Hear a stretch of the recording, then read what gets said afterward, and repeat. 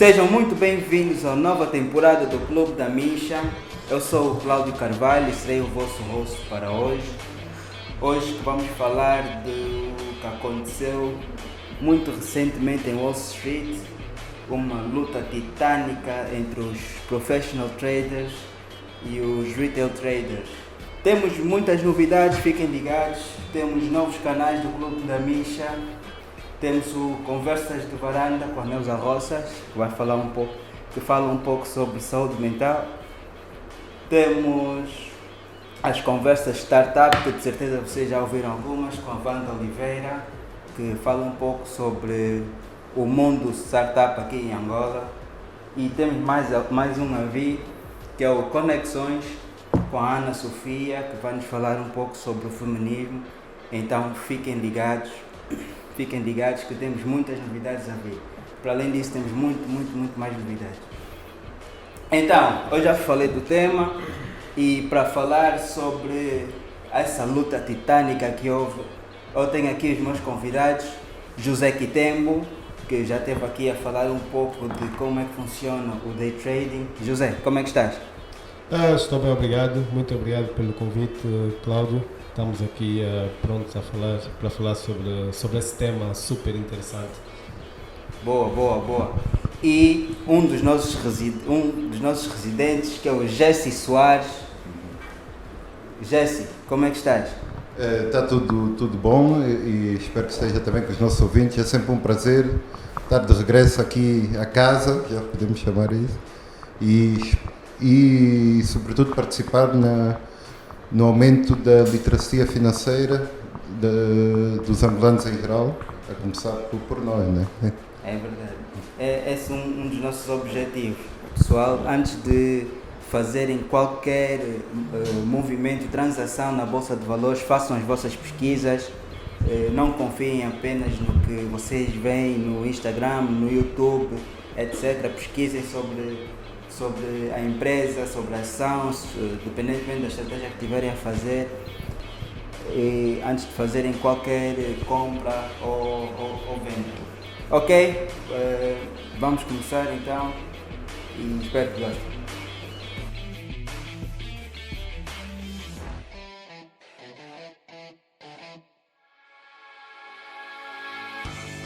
Então, vamos falar um pouco do que aconteceu recentemente. Alguns dias atrás houve uma explosão no preço de algumas ações, que foi a GME, que é a GameStop, a AMC, que é uma empresa de cinemas que está quase a entrar em falência, a Nokia, entre outras. Quitembo, podes dar um overview, uma visão geral do que é que se passou? Ok, na verdade o que se passou com a GME chama-se short squeeze, né? Um short squeeze acontece quando uma ação, por uma razão ou outra, que esteja, por exemplo, a subir 100, 200, 300% sem fundamento nenhum, né? Quando tens uma situação de subida e tens pessoas como fundos de investimentos, pessoas singulares, tal como fundo de investimento, que claramente tens traders profissionais aí envolvidos, acham que aquela ação não tem fundamento nenhum para subir, né? Para estar tão alto ou tão alta. Logo o que acontece é as pessoas entram numa posição curta. Uma posição curta é quando tu colocas, em vez de tu torceres pela subida da ação, né, vais fazer o oposto, que é pela queda. Então pedes ações por empréstimo da corretora e ao receber essas ações tens a obrigação de dar as ações de volta na corretora, no ganho como na perda. Okay? No caso de entregares na perda, né, e não tiveres mais dinheiro na tua conta para liquidar essa posição, corres o risco de ficar a dever à corretora, porque, como disse, a tua obrigação é apenas em devolver as ações e não necessariamente o dinheiro. Então podes devolver na perda como no ganho. Então o que aconteceu com a GME, que é uma empresa que já estava a caminho da falência, na verdade, mas havia muita gente que já tinha antecipado essa situação em dezembro, então já tinham entrado em posições curtas, muitos fundos de investimento que tinham entrado em posições curtas.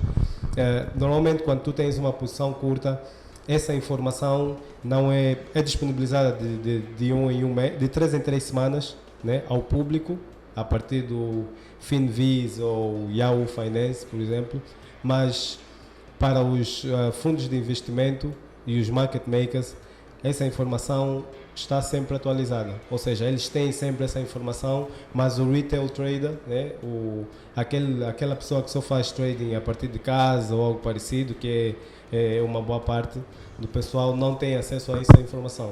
Então, deu-se conta, a partir do Yahoo Finance, que a GME, mais de 100% do float da GME, para quem não sabe o que é float são o número de ações disponíveis no mercado para serem transacionadas, né, para o público no geral.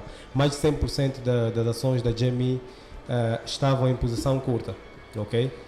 Isso significa que tinha muita gente, muitos fundos de investimento que estavam a dizer, ok, essa ação que estava a $2 em dezembro, princípio de dezembro, e estava a começar a subir para 4, 5, 6, 7, eles deram conta que não existia nenhum fundamento para essas ações subirem, porque a empresa estava quase a ir à falência, né? E normalmente quando as empresas estão quase a chegar a esse ponto de falência, o que acontece? Os insiders, né? Os proprietários, os grandes investidores contratam pessoas, né, contratam promotores e tudo mais que aparecem no Instagram, Twitter, para fazer o pump da ação. O pump que é para dizer, olha, essa ação tem um novo produto, essa ação, aquela mentira toda, só para as ações subirem um pouquinho mais e essas pessoas, né, que detêm uma grande parte das ações, saírem no lucro, ou seja, elas compram a $2, $3, enquanto no princípio do pump, né, vamos assim dizer, para depois vender a 8, 9, $10. Só que como existiam muitas pessoas em posição, muitas ações em posição curta, mais de 100%, a partir de hedge funds e mesmo particulares, quando a ação começou a subir, estava a aproximar os 7, $8, existe um grupo que é do Wall Street Bets e pronto, várias outras pessoas na internet. Claro, eles criaram um grupo no Reddit e começaram a atrair pessoas. Acho que nesse momento eles têm por aí 1,5 milhão, quase 2 milhões. 6 milhões. Já estão nos 6. Exato. Então tem muitos usuários. Por quê? Porque o mercado das ações no geral é feito mesmo de ovelhas, né? As pessoas simplesmente seguem o que os outros fazem porque acham isso mais fácil. E isso aprendem muito de pessoas com sucesso. Por exemplo, Warren Buffett, se dizer que, olha, comprei ações na empresa X, a maioria das pessoas vão seguir. Então, Wall Street Bets foi atraindo pessoas, começaram a comprar ações da GME, as ações começaram a subir, alguns hedge funds começaram a entrar em posição curta nessas ações a vários níveis, porque da medida que ela vai subindo, tu sabes que não tem fundamento nenhum para ela estar tão alta, então tu tentas entrar numa posição curta, de modo que quando ela descer, tu lucrares. Tem uma, acho que foi a Citron, por acaso fizeram um vídeo, o Citron Research, a dizer que eles entraram em posição curta quando estavam no 40. Estava no 40 e só saíram quando estavam nos 90, 95. Ou seja, perderam mais de 100% daquilo que era o capital que injetaram. Então, na verdade, essa corrida até os 500 e tal foi mesmo por causa do número de pessoas que entravam em posição curta e o número de fundos de investimento que tentavam fazer o hedge, né? O hedge, normalmente, eles têm ações em opções, né? Têm opções ativas, as opções normalmente expiram na terceira semana de cada mês ou do mês de expiração. Eles têm opções mas put options, que é o oposto, estão a dizer ok, isso vai cair, mas quando notam que estão na perda, o que é que eles fazem? Têm que arranjar uma outra maneira de fazer dinheiro para recuperar aquilo que estão a perder, né? Nesse caso eles começaram a comprar para cobrir aquela ação que eles tinham em posição negativa, né? Então, enquanto eles tinham opções em posição negativa e existia hedge funds que tinham opções também a perderem mais call options, né? Nesse caso estavam a torcer pela subida dessas tais ações porque deram conta que tem fundos de, investimento na queda. Então logo eles acabaram por entrar numa guerra, né? Não só entre professional traders e os retails, mas sim também entre os próprios fundos de investimento, porque existiam fundos de investimento que tinham options call e os outros tinham put, ou seja, quem estava a dizer isso vai subir mais, os outros estavam a dizer não, isso vai cair, e ao fazerem um hedge, né, ao tentarem equilibrar a perda no lado nesse caso comprando ações, né? Uns estavam a comprar, né? Os outros estavam a entrar em posições curtas porque no outro lado no outro lado estavam a perder nas opções. Então existia essa guerra, fora o facto de que tinhas um monte de pessoas no Wall Street Bet a dizer, olha, isso vai continuar a subir. Da medida que ela foi subindo, as pessoas entravam em mais posições curtas, porque uma coisa sobre short selling é quando tu tens uma ação a subir e tu achas que já subiu demais, vai cair. Se tu não saís da tua posição, ela continua a subir. Ou seja, da medida que vai saindo da tua posição, tens que comprar a ação. Sim. Então ela continua a subir, porque ao comprares fazes a ação subir. E quando sobe, crias mais interesse às outras pessoas que também querem fazer o short sell, querem também entrar em posição, para as outras pessoas que também querem entrar em posição curta. Então acabas por ter uma situação dessas. Claro que não é o primeiro short squeeze que existe, né? Esse só tornou-se famoso porque existia muitos fundos de investimento envolvidos com grandes perdas, porque os fundos de investimento sempre estiveram envolvidos nessa jogada de short selling, mas nunca houve nenhuma situação em que eles perderam tanto como aconteceu na GME. Por isso é que a GME acabou por chegar até o valor onde ela chegou. Sim, ela acabou por chegar aos 300 e tal, certo? Não, chegou até 520. Aos 520, ou seja, saiu dos $2 e chegou até os 520. Mas aí nós também conseguimos constatar aqui, Tembo, que afinal os retail traders conseguem ter algum poder ao manipular uma ação, se houver junção, porque esse é o tipo de jogadas que geralmente são feitas apenas por hedge funds. O que aconteceu de diferente nesse caso foi que a manipulação também foi feita por retail traders. Acho que no fundo o que aconteceu é, como diz o ditado, o feitiço virou-se contra o feiticeiro até certo ponto. Porque, como frisou o Kitembo, portanto, temos o grupo Wall Street Bets do Reddit, que foi o que mais teve impacto nesse caso, né? Embora tenha havido outros, mas ele foi, se calhar causou ou lançou.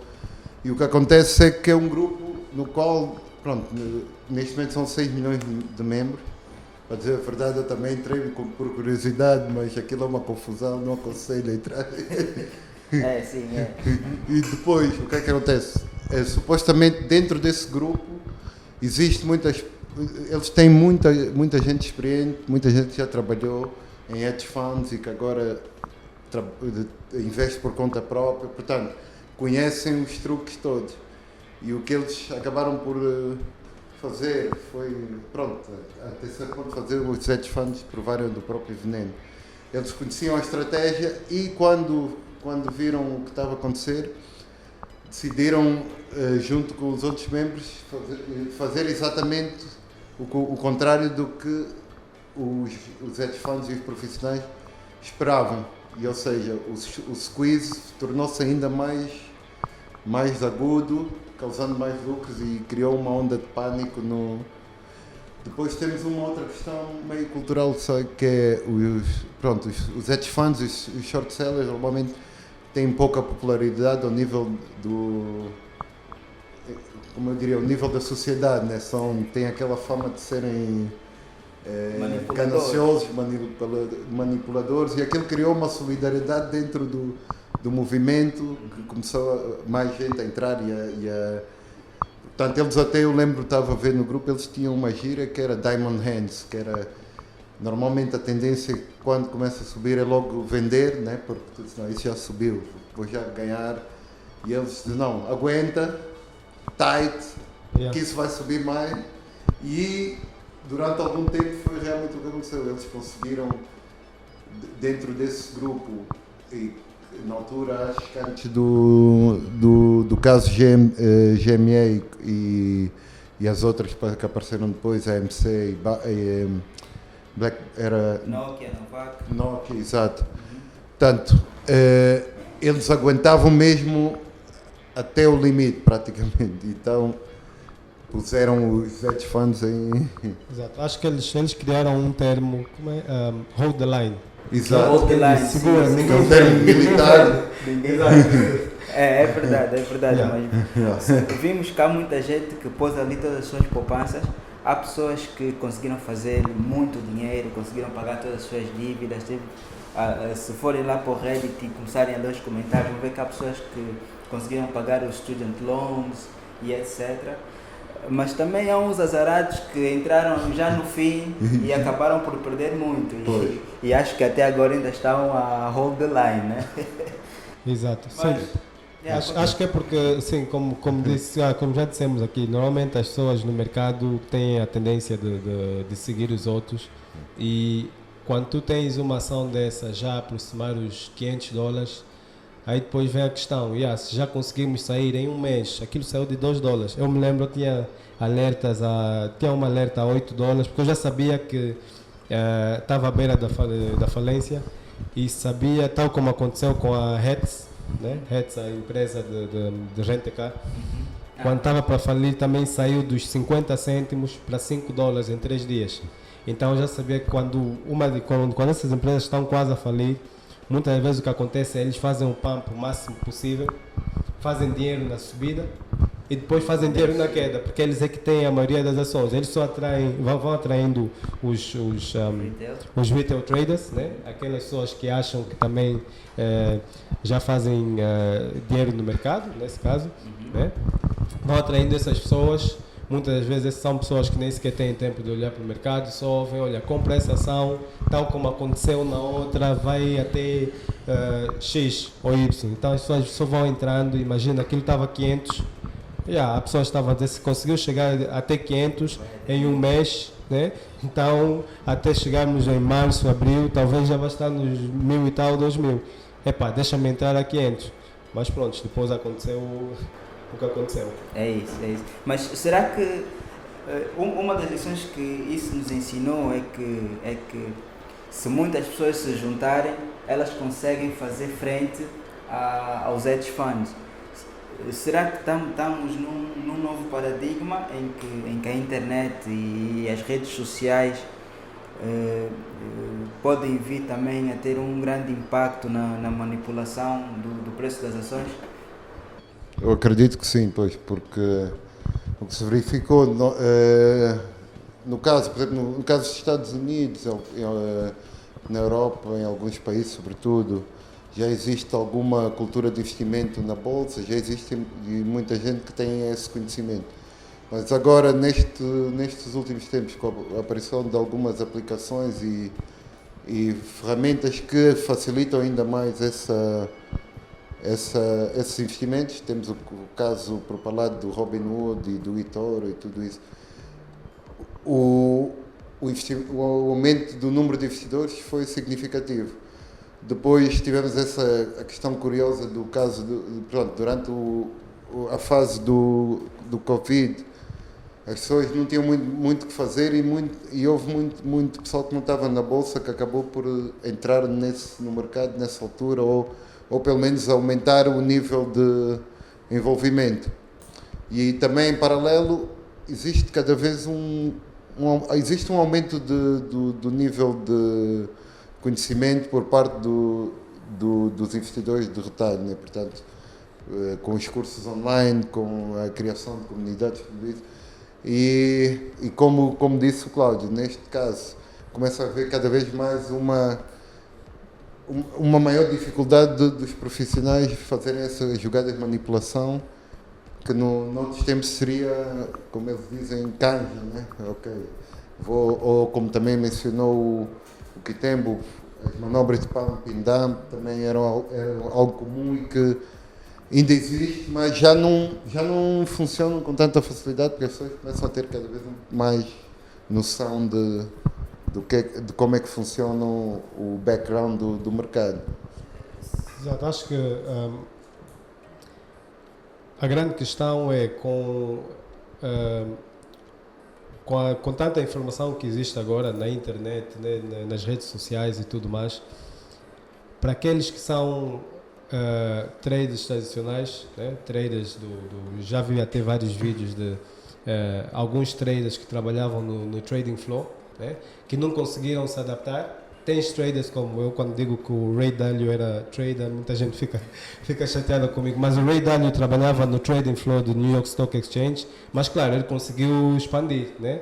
Conseguiu criar outros negócios e se reinventar. E estamos numa fase em que, como dizem aqui agora, o que está a bater é o trading na internet, né? Acabas por ter muita gente a fazer trading no telefone, e aliás, muitas dessas corretoras incentivam isso, principalmente, como já disse o Jess, a Robinhood.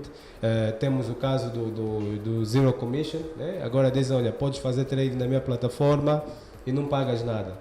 Se não pago nada, fez nada. Mas claro, temos que ver o outro lado da moeda. A corretora tem que ganhar de alguma forma, né? Não vais entrar e não pagar nada, e a corretora também, quer dizer, só tu é que ganhas e eles não ganham. Então logo, só para fazermos uma análise aqui, mesmo o ano passado, no primeiro trimestre do ano, a Robinhood teve 1.200.000 e tal novos clientes, né? Foi. Enquanto outras corretoras como a Interactive Brokers e a E-Trade tiveram apenas 200 e tal, 300 mil. Ou seja, a Robinhood arranjou maneiras de atrair mais pessoas, e ao atrair mais pessoas, claro, os outros tiveram que se reinventar, né? Porque na internet as pessoas olham, ok, eu vou entrar nesse negócio das ações, qual é a ação que eu vou comprar? Se eu comprar da Tesla, olha, a Tesla já está a 700 e tal, quase $800. Então eles vieram com essa ideia de que não, podes comprar uma fração, né? Não precisas comprar uma ação da Tesla, já que não tens $800, olha, podes tirar $400 e comprar metade de uma ação. Só isso em si já atrai muita gente. Mas só que ao atrair muita gente também existe o perigo de que 90 ou 95% dessas pessoas que estão a entrar vão perder dinheiro. Tal como aconteceu na GME, de certeza que há muita gente que fez dinheiro. Realmente, acho que eu entrei a $52, depois vendi a 95, depois voltei a entrar a 125 e vendi a 235 no dia seguinte, mas vi que aquilo já estava muito exagerado, porque o normal é, quando tens uma ação do género, os SECs, né, que são os reguladores da Bolsa Americana, param tudo que é trading daquela ação. Mas parar não estou a me referir do que aconteceu, é mesmo parar, ninguém compra, ninguém vende, para poder investigar. E tu vais ver que depois, tal como aconteceu com a GME, que eles depois tiveram que responder, e eles disseram, olha, nós não sabemos o porquê que as nossas ações estão a subir tanto, né? Porque as autoridades perguntam, como é? O que é que se passa? Por que é que isso está a subir tanto? Não, eu não sei, não tenho novo produto, ainda estou a tentar sair de lutar com a falência, né? Mas não tenho novo produto. Então logo, quando as ações são interrompidas pelas autoridades, elas abrem normalmente depois de 2 semanas.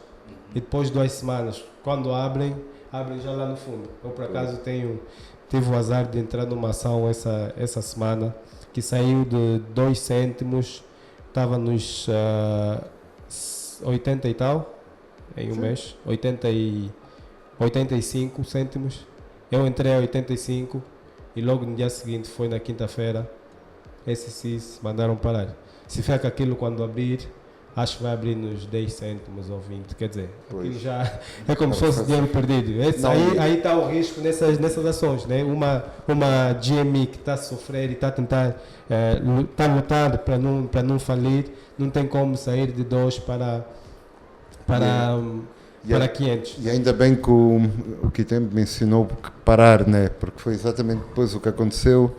Neste caso foram os brokers como o eToro e o Robinhood pressionados pelos fundos que acabaram por parar ou pelo menos limitar a compra dessas ações. E isso também foi outra coisa que deu muita polémica nessa situação e que se calhar não vai. Sim, vamos mesmo falar sobre isso, Jesse, porque depois pronto, chegou a uma altura em que os hedge funds foram todos chorar os SEC porque a GameStop não parava de subir e os retail traders estavam todos a cantar vitória e cada vez mais a pôr cada vez mais dinheiro para ver se faziam mais. E o que aconteceu é que os hedge funds pressionaram as corretoras, nomeadamente a Robinhood, que é a corretora com mais aderência, porque a grande maioria das pessoas que investiram na GME estavam a usar o Robinhood, em que pressionaram a Robinhood, e a Robinhood de um momento para o outro decidiu suspender a compra da GME, fazendo com que, suspender a compra, ou seja, a única opção que os investidores ou os clientes da Robinhood tinham era vender a ação. Basicamente esse move foi um golpe nos seus clientes, porque o que a Robinhood estava a fazer era praticamente o oposto do que o original Robinhood fez, que era roubar os pobres para dar aos ricos. Falou-se muito sobre esse movimento da Robinhood, que eles disseram que era para proteger, mas Kitembo, será que isso foi mesmo um movimento para proteger, ou será que a Robinhood, apesar da maior parte das pessoas que usam sua plataforma serem retail traders, ele está de mãos dadas com o hedge fund? Acho que a Robinhood acabou por proteger, sim, mas acabou por proteger os hedge funds, né, esses fundos de investimento, e acabaram por proteger os interesses deles como corretora, porque a Robinhood é famosa por vender as suas ordens, né, chamam order flow, ou seja, as ordens dos clientes, né, por exemplo, um cliente quer comprar uma ação a $5, a Robinhood vai executar a um valor acima daquele valor, nesse caso tu entras já a perder, porque eles depois pegam as tuas ordens e vendem, vamos assim dizer, nesses hedge funds, né, nesses fundos de investimento. Então, essa paragem foi estranha porque depois as outras corretoras foram obrigadas também a fazer o mesmo, né? E isso ainda está a ser investigado. Isso chegou até no Senado e no Republicano e tudo mais, né? Tentar investigar para saber exatamente o que aconteceu, mas na verdade, só para dar para fazer uma análisezinha, quando a GME estava a 520, 550, por acaso nesse dia eu estava mesmo sentado à frente do computador e dei conta, enviaram-me uma mensagem a dizer: olha, já não podes comprar a GME, só podes vender. O que acontece? Quando tu não consegues comprar uma ação e só vender, no caso da GME, como os hedge funds estavam a perder muito, eu me lembro a Citadel, que é uma das maiores clientes da Robinhood, né, que é um dos fundos de investimento com maiores laços de amizade com a Robinhood, perdeu bilhões, acho que eram 3 bilhões e tal, ao pararem o trading, né, ao dizerem: olha, só pode-se vender e não comprar, esses fundos de investimento conseguem cobrir as suas posições, porque quando tu entras fazes um short sell, né, entras numa posição curta, com a intenção, claro, das ações caírem. Se as ações não caírem, se começarem a subir, claro, estás a perder, mas ao impedir as pessoas de comprarem, né, o que é que tu fazes? Aproveitas impedir as pessoas de comprarem e deixá-las vender, né, as suas ações. O que é que tu fazes? Aproveitas cobrir a tua posição. Ou seja, aquilo saiu de 520 em 15 minutos, de 520 para 125. Né? Por quê? Porque esses fundos de investimento aproveitaram cobrir a sua posição e, claro, os retails e tudo mais, na medida que foram vendo que a ação estava a descer, foram vendendo. Quando tu vendes, crias uma contrapartida para o hedge fund que está a sair da sua posição, está a cobrir a sua posição, significa que está a comprar. Então, o hedge fund está a comprar para recuperar o seu dinheiro e os retails não têm uma outra opção, mas sim vender. Mas só que, neste caso, os que foram mais penalizados foram os short sellers, né? As pessoas que estavam em posição curta, que não faziam parte nem da Citadel, nem da Melville, nem de nenhum desses fundos de investimento. Né? Todo o retail trader todos eles não conseguiam cobrir as suas posições. Né? Porque eles sabiam, ok, eu entrei numa posição curta, para eu tirar o meu lucro, agora tenho que cobrir. Ok, tenho que comprar. E é o que os fundos de investimento estavam a fazer. Ou seja, essas corretoras disseram, ok, todos vocês, retail traders, Wall Street Bets e etc., que estavam a pensar que estavam numa posição favorável, agora estão todos bloqueados. Ninguém pode sair da sua posição curta, mas quem eventualmente comprou e quiser vender, ok, tu podes vender. Mesmo se compraste a 500, vai vender a 400 e tal, e muitos até, pronto, são pessoas como nós que, pronto, têm outras fontes de rendimento, por exemplo, trabalham numa certa empresa, estás aí, viste, não, eu coloquei aquilo a $500, né? Epá, aquilo dizem que vai subir até 1.000, e pronto, continuas com as tuas atividades, talvez nem sequer colocaste stop loss nem nada, é a primeira vez que abriste uma conta numa corretora, como é o caso de muitos, e mesmo que para quem já tem há muito tempo e acreditava que iria chegar a 1.000, acabaram por deixar aí os computadores isolados, estás a fazer o teu trabalho do dia a dia, e aquilo depois de 30 minutos, ou seja, no final do dia chegas a casa, pá, deixa-me ligar, ou quando sais do escritório, deixa-me ver no meu telefone quanto é que eu estou a lucrar, e aquilo saiu de 500, onde tinhas comprado, e está nos 100 e tal. Ou seja, aquilo foi, como os fundos de investimento já perderam, e vocês acham que eles vão continuar a perder, porque no grupo do Wall Street Bets também tinha pessoas que estavam em posições curtas, tal como também tinha, né, pessoas com posições curtas e pessoas que compraram a 100, 200 e a 500 estavam no lucro, claro. Mas estando no lucro, se aquilo começar a cair, tal como eles fizeram, olha, podem vender. Com quem diz, ok, para quem quiser tirar o lucro, podem tirar, porque nós precisamos de liquidez para poder tirar esses fundos de investimento da sua posição curta. E a única maneira, tal como já dissemos, a única maneira é comprando. Então, os fundos de investimento foram comprando as ações, nenhum outro retail trader que tinha ações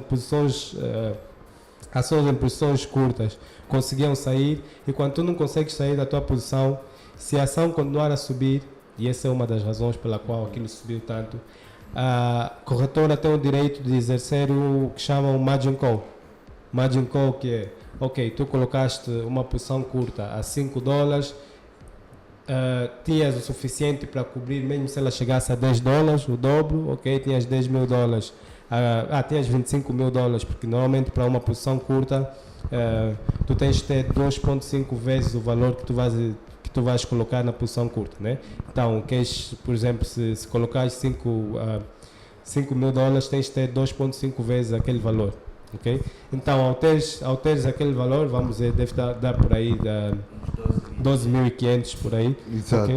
Ao teres aquele valor, da medida que a ação vai subindo, se a ação chegar naquele valor, no teu limite de risco, né? A corretora tem o direito de te tirar daquela posição. E ao tirar também estão a comprar. Por isso é que as ações acabam por correr. Tu vês, há muita gente que me pergunta, tu gostas muito de penny stocks. Essas ações sobem de $2 para 10, 12, 20, não faz sentido. Não precisa de fazer sentido. Né? Porque se tu não entendes como é que funciona um short squeeze, vai dizer sempre que não faz sentido. Só está a subir tanto, porque da medida que ela vai subindo, há pessoas a dizerem, não, isso é lixo, tem que cair. Né? E se não cair, começa a lhes apertar. Eles saem da posição, ao sair, estão a ajudar os compradores. Então é basicamente isso que aconteceu, ou seja, as corretoras trancaram tudo para os fundos de investimento recuperarem o seu dinheiro. Será que recuperaram todo? Talvez não. Não, acho que houve alguns que não recuperaram, mas pelo menos limitaram um bocado as perdas. No fundo é como o Cláudio, no lançamento tinha frisado, houve aí um um claro conflito de interesse. Só que o grande problema é que o modelo da Robinhood para baixar o preço das comissões e tudo isso, em contrapartida, eles dependem dos fundos para obter receitas, tanto com a venda dos flows e a venda de informação, ou seja, a maior fonte de rendimento deles são os fundos de investimento. Então, quando houve esse problema, eles acabaram por ceder à pressão dos fundos, porque senão perderiam a longo prazo, né? Esse foi o lado, digamos, triste dessa... É isso. Pois, com a internet e agora durante esse tempo nós vemos que há muita gente a falar sobre ações e há muita gente cada vez mais a entrar, a começar a fazer trading, né? E depois temos um outro aspecto, por exemplo, há bocado o que temos falou em opções, e o caso a Robinhood e também outras plataformas, mas nessa particularidade nas opções, a Robinhood é muito conhecida por causa disso, tornaram as opções que normalmente eram um tipo de investimento praticamente exclusivo a profissionais, agora puseram na mão de amadores. Então é um jogo um bocado perigoso nesse aspecto, porque normalmente são investir com opções e outros ativos desse género é um bocado mais arriscado e complexo, e isto agora está na mão de pessoas que às vezes não têm o domínio, não conhecem tão bem o... Isso quer dizer que a Robinhood permite a muitos investidores amadores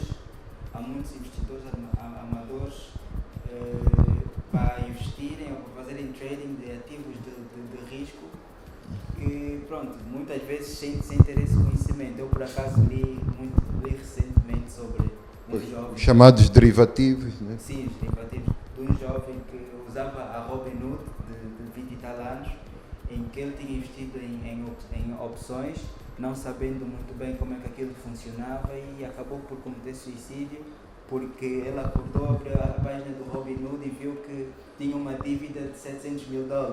E não era o facto, aquilo era... Porque não era o facto. Pois, sim. não era... Acabou por interpretar mal a mensagem, né? E... É isso, mas será que esse episódio da GME mostrou-nos, Jesse, que agora os retail traders também conseguem ter essa capacidade de manipular o mercado da mesma forma que os hedge funds costumam manipular? Ok, bem, até certo ponto, como se viu, né, depois no fim acabou por imperar um pouco a lei do mais forte, né, os hedge funds usando outras estratégias, né, e acabaram por conseguir, perderam a guerra que normalmente eles dominavam a brincar, que era no mercado em si, tiveram que usar os bastidores, né, e não diria que ganharam, porque realmente houve alguns que tiveram uma exposição grande e tiveram mesmo perdas grandes. Acho que a Citadel teve que ter um bailout de um outro hedge fund ou de outros bancos, e tal como o Cláudio disse, viu-se que os retail ganharam um bocado de poder, né? Acredito que os próprios hedge funds vão se tentar readaptar à situação, mas por outro lado a tendência é que com a internet e com as ferramentas e a circulação rápida de informação, um dos outros aspectos também importantes é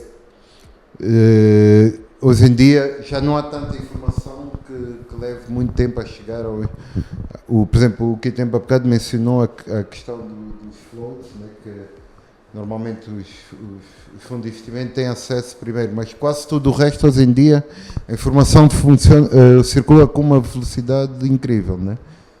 Noutros tempos se calhar terias que ter um terminal Bloomberg para ter acesso à informação em tempo real e notícias. Hoje em dia tens plataformas que te vão dar esse tipo de informação. E muitas vezes de graça. Exato, ou pagando muito pouco. Portanto, realmente nota-se que o campo já não está tão inclinado. Acredito que ainda vai haver um certo domínio dos fundos de investimento, mas a tendência é o retalho começar a ter mais resistência, né? e ter cada vez mais capacidade de não ser manipulado pelo... Exato, e acho que no caso dos hedge funds, dos market makers, mesmo nesse caso da GME, também existia, claro, market makers envolvidos, né? Porque eles é que recebem as ordens, ou seja, os fundos de investimento, os insiders, os market makers é que têm o supply, né? Eles é que têm a oferta e têm aquele todo o poder de manipular a oferta de modos a terem a procura, né? Daí onde você vê uma ação que não tem nada a ver a subir tanto, eles imaginam logo, ok, se nós colocarmos isso, manipularmos de modos a isso subir a 50%, 100%, vamos atrair demanda, né? Vamos ter uma grande demanda porque todo outro retail trader vai olhar para aquilo, isso está a subir, também vou comprar, né? E o mercado funciona assim, né? As pessoas sabem que a linhagem é sempre naquilo que está a bater, né? Acabam por inclinar-se nessa e pronto, os hedge funds até um certo ponto, só pelo facto de terem os market makers no lado deles, né? Acredito que ainda continuarão a ter vantagem. Claro que esse foi um desafio para eles, porque muitos deles não podemos esquecer que esses são fundos de investimento, né? Estamos a falar, hedge funds, sim, são fundos de investimento, são pessoas que utilizam capital de outras pessoas, né? Pessoas a quem eles prometem, olha, em vez de tu investires em aplicativos, por exemplo, no banco ou algo parecido, e de receber apenas 2%, podes vir para nós vamos investir no mercado das ações, né? Porque eles fazem trading em ações como Apple, Microsoft, Facebook, ou seja, eles têm tanto dinheiro que 2% de subida numa Facebook ou Apple já é muito dinheiro para os bilhões que eles colocam em jogo. Então, para eles entrarem agora nessa jogada dos pequenos, né? Porque eles, normalmente os fundos de investimento, uma das razões na qual eles nunca entram, e os bilionários também nunca entram nessas ações pequenas, é porque correm o risco de servirem como insiders, né? Acabam por quando tu tens quando tu tens a partir de 15% do capital social de uma empresa, automaticamente tornas-te insider. Não importa se fores angolano e estás aqui e achas que não dê a cara no outro lado. Claro que não tens poder, né, de influenciar o rumo da empresa, né? Não tens poder de influenciar.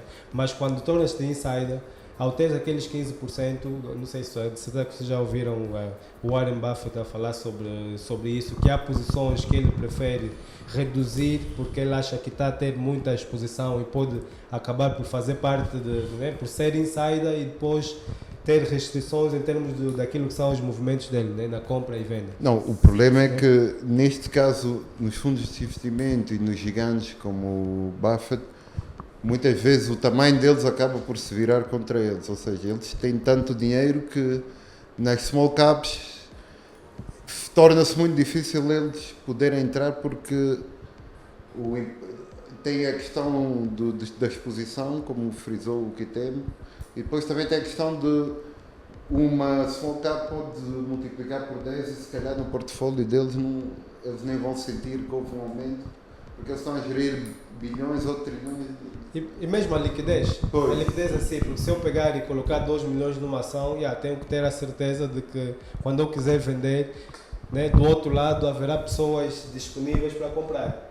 Então logo... Exato. Esse é o outro pormenor. Então logo eles evitam sempre é complicado, ou seja, acaba por criar uma certa inércia o facto de serem tão grandes. Exato, então esses o próprio Buffett, eu lembro ter visto mencionado ele a dizer isso. Dizem que eu não gosto de entrar em small caps. Eu disse muitas vezes, olha, se eu gostava de entrar aí, mas simplesmente não posso porque o tamanho do meu portfólio não me permite entrar aí. É tipo, aquilo não tem como. Sim, também porque quando tu te tornas um insider, sempre que tu fazes um movimento, tu tens que avisar os SEC. Exato. Exato, e não tens, sim, e já não tens a liberdade de vender, ou seja, podes entrar e ocupar 15%, mas não podes apenas sair com os teus 15%, não é assim tão fácil. Então esses fundos de investimento acabaram para tentar cobrir essas posições do que aconteceu com a GME, acabaram por vender até as posições que tinham na Microsoft, na Apple, no Facebook, só mesmo com um lucro pequeno para poder recuperar um pouquinho, equilibrar a balance sheet. Exato, então acredito que foi duro e eu ainda acredito que haverá uma outra ação que esses mesmo da Wall Street Bets vão tentar fazer o mesmo e vão acabar por perder. Há dias, acho que foi há 2 semanas atrás, quando isso estava acontecendo. Né? Mas depois mas desmentiram. Exato. Que aquilo foi mesmo os hedge funds a fazerem, usando o nome do Wall Street Bets. Exato, sim. Eles vão tentar de todas as formas e, claro, o que aconteceu com a GME aconteceu também com as outras, porque eles foram colocando em linha várias outras ações, né? Que eles achavam, olha, vamos agora fazer o pump dessa, né? E aliás, os hedge funds, como também queriam recuperar o seu dinheiro, agora foram na AMC, foram na KOSS, nós também vamos. Exato. E houve essa luta. Sim, então quer dizer que juntaram-se à festa. Nós estamos a assistir a algo que não vai acontecer muito frequentemente, porque apesar de os retail traders conseguirem ter muito poder juntando-se, mas não chega ao poder financeiro que os hedge funds têm, porque os hedge funds eles movimentam muito, mas muito dinheiro mesmo, ao contrário dos retail traders. Se bem que quem aproveitou, há muita gente que aproveitou, eu já disse, há pessoas que fizeram milhões, ou pessoas que investiram, se não me engano, $50 mil e saíram dali com 22 milhões. Eu lembro-me do caso de um dono de uma startup, agora não me lembro qual era, que ele já era milionário e depois, acho que depois 50 milhões e passou a ser bilionário. Sim, a empresa dele lá está para fazer um IPO este ano, mas já se tornou bilionário só com esse movimento sem ter feito do GME. Mas isso também... E o mais irónico, muita gente tinha dito que essa confusão poderia fazer baixar a popularidade da Robinhood, mas eu ainda há pouco tempo estive a ver que no mercado privado, supostamente, a valorização da Robinhood nesse momento já está mais ou menos em 40 bilhões. E parece ter até aumentou durante esse período do... Sim, vamos falar um pouco sobre isso que aconteceu com a Robinhood, ainda bem que tocaste nesse aspecto, Jesse, porque a Robinhood diretamente prejudicou os seus clientes. Pronto, digo os seus clientes tradicionais, são as pessoas que usam a sua plataforma. E a Robinhood está para fazer o IPO esse ano, se não me engano. Será que poderemos ver um boicote por parte dos retail traders do Wall Street Bet ao Robinhood? Porque há muita gente e há um CEO que é popular, que é o David Portnoy, que ele tem falado muito e quer que se processa a Robinhood e algumas corretoras por causa do que se fez, do que eles fizeram no caso da GME. Será que poderemos ver um boicote da Robinhood? Eu diria que não, simplesmente por um motivo, porque nesta altura, pronto, como tem estado o mercado desde mais ou menos a meio de 2020, né? E os IPOs têm sido uma autêntica febre e no caso o Robinhood é provavelmente o mais esperado desse ano, né? Acredito. Temos outros grandes, Coinbase, temos... acho que os dois mais esperados é Robinhood e Coinbase. Exatamente, e acho que aquilo vai haver realmente, podemos dizer que a Robinhood criou muitos inimigos com essa manobra, né? Temos o caso muito falado do Elon Musk, temos o o próprio Mark Cuban, que também é muito influente nos Estados Unidos, também se virou contra Robinhood e os hedge funds e tudo isso. Mas como o pessoal quer fazer dinheiro, acho que vão esquecer, vão passar. Se calhar a Robinhood deveria adiar um pouco o IPO. Qual é a tua opinião sobre Acredito que eles tenham feito se calhar 3 ou 4 meses exatamente. Acredito que se a Robinhood tem, na minha opinião, todas as táticas de malandrice, né? Eles podem agora decidir que, olha, para todas as pessoas que abrirem uma conta na nossa corretora a partir de hoje terão 100 ações de borla, seja lá do que for. É simples e as pessoas vêm a correr. Exato. É simples. Então, de certeza que não haverá nenhum boicote nem do lado dos retail traders, porque na verdade as pessoas só querem fazer dinheiro, ok? Tu sabes que existe essa euforia toda da questão da Robinhood, então sabes que das duas uma, ou existirá muita gente a tentar fazer o short sell, e já falamos do que acontece num short squeeze, né? As pessoas começam a subir muito, ou se não, logo que existir quando existir lançarem o IPO, as pessoas vão comprar, né? E vão comprando, e mesmo se existir um monte de short sellers, que são, por exemplo, essas pessoas que estão chateadas com a Robinhood, o que é que vai acontecer? Eu vou pensar, ok, aquilo está a começar a cair, tem um monte de short sellers, aparece mais um Wall Street Bets, porque eles só querem fazer dinheiro. Vamos comprar, pressionamos novamente os hedge funds e pronto. Depois a Robinhood acaba por ser um casamento quase perfeito e raro, né? Que é Silicon Valley com Wall Street, que são as duas forças nesse momento que movem os Estados Unidos, né? Ou seja, eles têm a parte IT de mover rápido e serem rápidos, e depois, como disse o Kitem, tem a malandragem do Wall Street e aquele jogo de cintura. Portanto, acredito que se safem dessa, mas claramente houve em termos de PR, aquilo teve um efeito negativo, né? Acredito que, como disse o Kitem, nos próximos tempos eles vão ser os bons meninos, vão tentar fazer aí, limpar a imagem, fazer algumas... É isso. Pois, quem não sabe, o CEO e os fundadores da Robinhood são miúdos, né? Eles só têm 30 anos, 31, 34 anos. É o tal modelo do Silicon Valley, né? Do startup Silicon Valley. Sais da faculdade ou nem sais da faculdade e apostam em ti.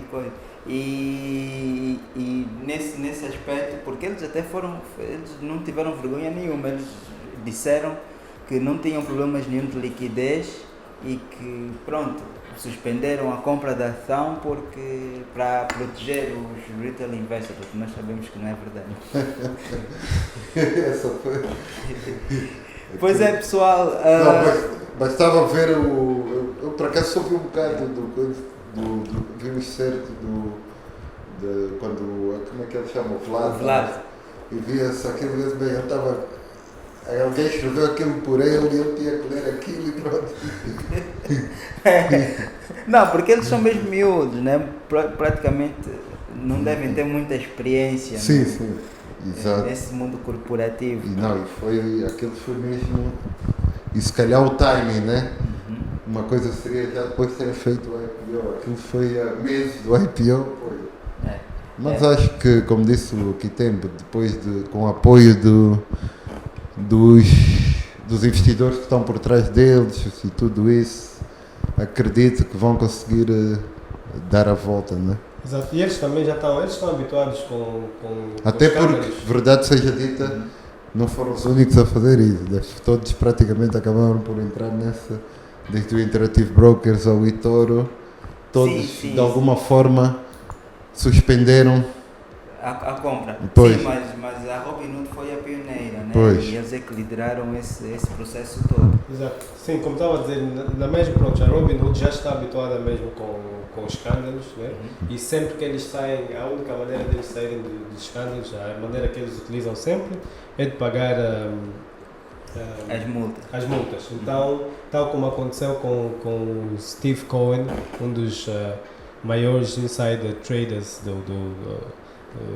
do mercado das ações, né? Da história do mercado das ações, fazia muito insider trading ilegal com o hedge fund dele e acabou por pagar, acho que pagou 1 bilhão, se não estou em erro, e está aí. Ou seja, esses têm dinheiro suficiente para saírem desse buraco. Então não será também os SCs que vão parar num IPO Não da Robinhood, acredito. porque todos lucram, todos ganham. Até porque, sim.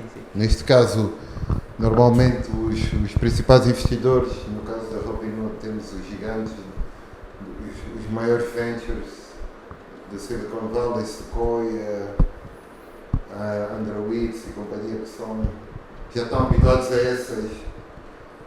Já passaram por isso na Uber, já passaram por isso na Square, ou seja, já sabem que essas empresas no início vão ter sempre esses percalços e depois tem também o apoio na costa leste dos hedge funds e companhia, então, como disse aqui tempo, acho que vão conseguir dar a volta. Mas esse capítulo também só mostrou o poder que a Robinhood tem em Wall Street, graças aos A popularidade depois. Mas, por outro lado, acaba por ser um alerta, né? Porque, como tinhas frisado há bocado, é a tal coisa da união faz a força e o nível de investimento de retalho, que é pequeno por cada investidor, mas hoje em dia são tantos investidores de retalho que já começam a ter posições comparáveis às dos grandes fundos. E isso vai começar a, se calhar, mudar um bocado o paradigma e obrigar a... Talvez, mas também não nos podemos esquecer que nós estamos numa altura de muito otimismo, né? de muita exuberância. Agora frisaste uma boa. Nós estamos numa altura em que está todo mundo, como o Kitembo disse, a Robinhood teve mais de 1 milhão de clientes no primeiro trimestre do ano passado. Porque estamos numa altura em que está todo mundo a fazer dinheiro com a Bolsa de Valores, né? Pronto, prevê-se que vem aí uma crise, ou que pelo menos essa bolha arrebente, e muito provavelmente aí muita gente vai deixar a Bolsa de Valores de lado.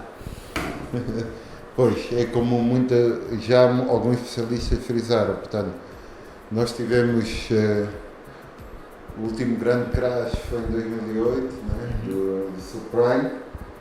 Portanto, esta geração que usa o Robinhood e o eToro e o Interactive Brokers, a maior parte deles não sabe o que é um crash, né? Então ainda estão com essa...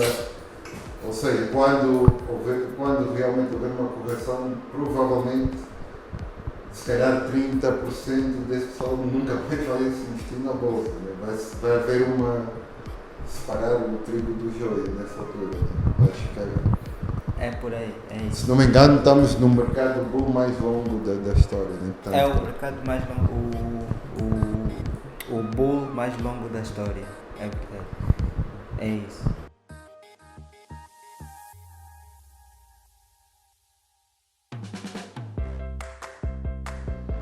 Pois é, pessoal, muito obrigado por ouvirem mais um episódio do Clube da Misha. Falamos um pouco dessa batalha que houve entre os traders profissionais versus os traders a retalho. Fiquem ligados, nós estamos disponíveis em todas as plataformas, estamos no Instagram, estamos no YouTube, estamos no podcast da Apple e do Google. Ouçam, se gostaram, ponham like, comentem, digam-nos o que é que vocês acharam, digam alguma experiência que tenham tido ao seguir esse caso que houve da GME, se acompanharam, se não acompanharam, se fizeram dinheiro, se não, se entraram, se não entraram. Partilhem também connosco as vossas estratégias aqui nos comentários e algum tema relacionado à Bolsa de Valores ou a finanças que vocês queiram ouvir, ponham aí nos comentários que nós de certeza que vamos ler e vamos fazer um podcast sobre isso. Muito obrigado por estarem connosco esse tempo todo e estaremos juntos na próxima semana.